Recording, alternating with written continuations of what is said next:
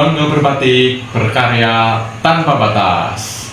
Perkenalkan, nama saya Faris Lutfi Abiu dari kelas 11 A1, ingin menceritakan pengalaman menarik mengenai batik cap di SMA Negeri 1 Sokaraja. Tahap pertama adalah pencantingan. Siapkan kain mori untuk dilakukan pencantingan menggunakan cap. Dengan cara mencelupkan cap tembaga ke lilin panas lalu dicapkan ke kain secara berulang dan beraturan.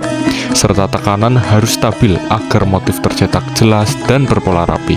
Malam atau lilin berfungsi untuk melindungi bagian motif tertentu agar tidak terkena warna. Tidak lupa kita harus menggunakan pengaman, yakni celemek, agar tidak ternodai baju. Lalu setelahnya adalah pembasahan kain. Sebelum dilakukan pewarnaan dasar, alangkah baiknya kain kita basahkan terlebih dahulu. Berikutnya ini adalah pewarnaan dasar. Langkah pertama yakni pewarnaan dengan naptol. Naptol ini berfungsi untuk mengikat warna, dan sebagai warna dasar naptol akan menimbulkan warna kuning yang cerah. Alangkahnya dilakukan seperti ini, yakni dibuka-buka dan dipegang salah satu ujungnya supaya tidak terlepas lipatan-lipatannya. Hal ini harus merata, maka dari itu harus dibuka-buka agar pewarnaannya tidak belang sebelah. Setelah melewati naptol, kain akan masuk ke cairan pewarna garam base yang menimbulkan warna hitam yang legam. Tapi setelah itu dilakukan pembilasan agar supaya cairan-cairan yang tersisa lalu dapat dibersihkan. Karena nantinya kita akan diulang lagi, yakni pewarnaan menggunakan naptol.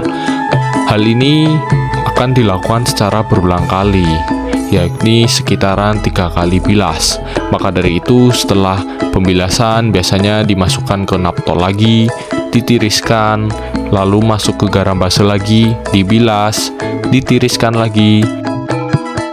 Tahap selanjutnya adalah melorot malam, yaitu proses perebusan kain untuk melepaskan malam. Dengan dimasukkan ke rebusan air panas, lapisan lilin terangkat sepenuhnya sehingga pola motif sesungguhnya tampak dengan kontras dan jelas.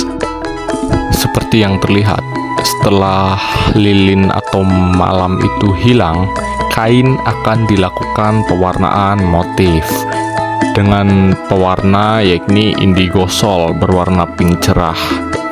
Namun sebelumnya kita basahi dulu dengan air. Kali ini pewarnaan hampir sama dengan pewarnaan yang dasar tadi, yakni 3 kali. Namun kali ini ditambah dengan 1 lagi, yakni 3+1.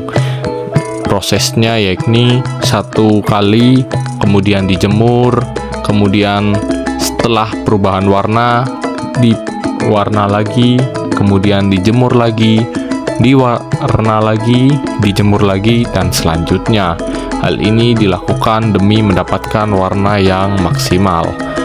Dengan dibarengi dengan penjemuran di bawah sinar matahari atau sinar matahari langsung, proses ini terjadi cukup cepat karena situasi mendukung. Sinar matahari cukup terik.